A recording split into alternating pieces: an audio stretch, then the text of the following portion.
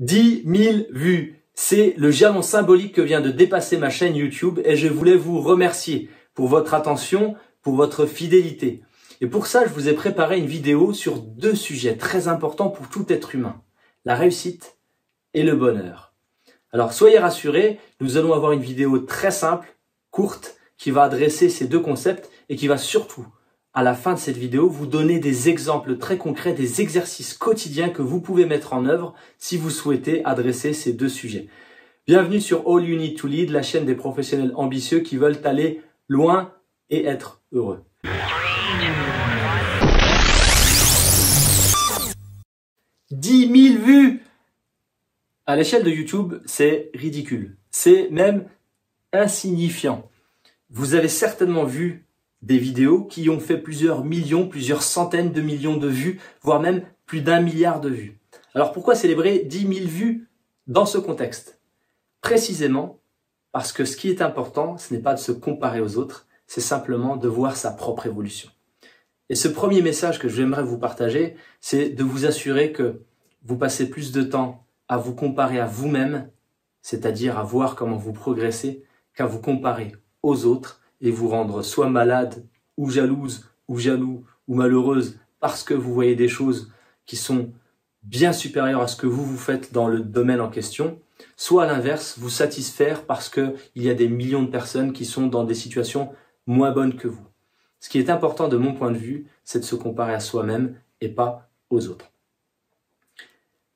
Quand on parle de bonheur, quand on parle de réussite, on a tendance à les mélanger.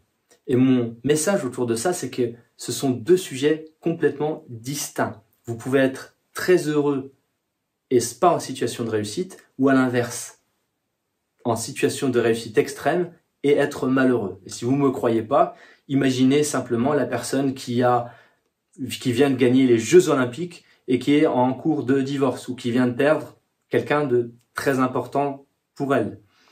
Alors vous voyez bien que ces deux sujets-là sont finalement assez indépendants. Pour autant, il y a naturellement un peu de corrélation. Je ne vais pas rentrer dans des débats philosophiques, j'aimerais simplement vous adresser quelques éléments qui vous permettront d'être plus heureux et de vous donner plus de chances de réussir.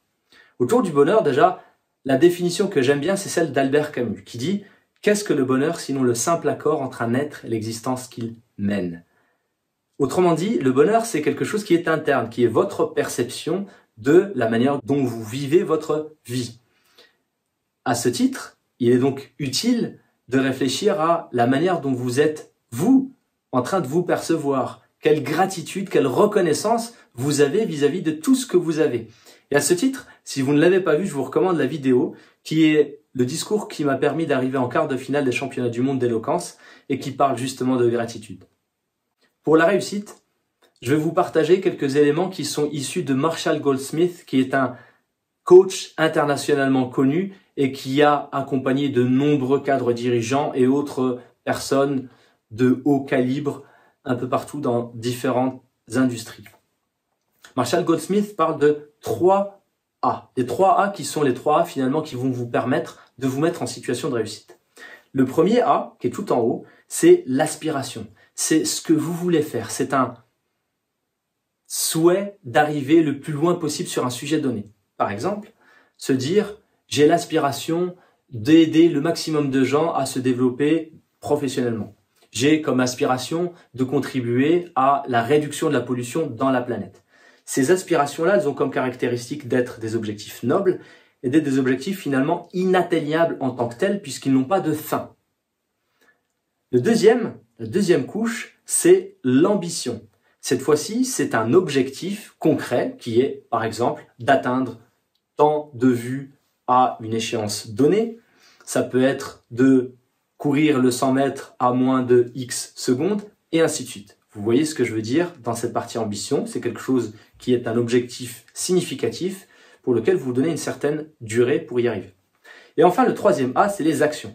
C'est ce qui permet au quotidien de traduire cette aspiration qui elle-même s'est traduite en ambition en réalisation concrète que vous pouvez mener de jour en jour. Et on arrive maintenant à la phase où c'est le moment pour vous d'agir.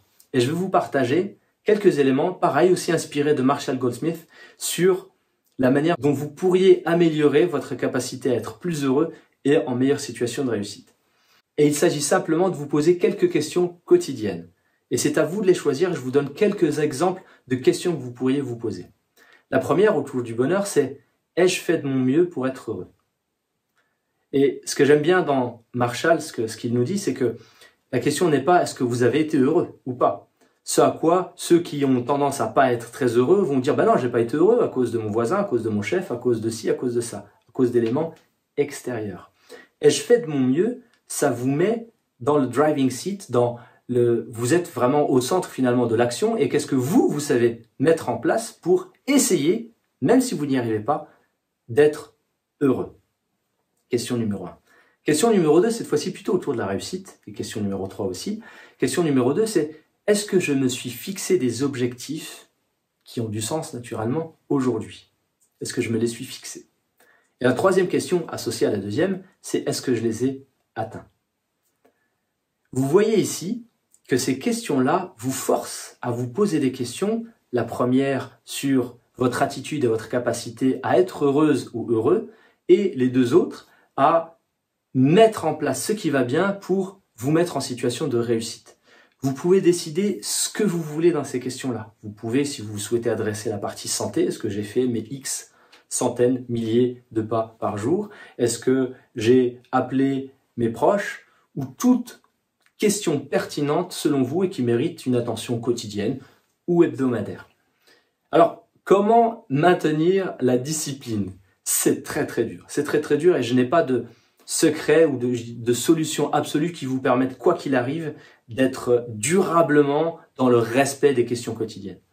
J'ai une astuce néanmoins que je vous partage, qui est la manière dont vous vous loguez, dont vous vous connectez si vous êtes au travail par exemple et que vous avez un mot de passe.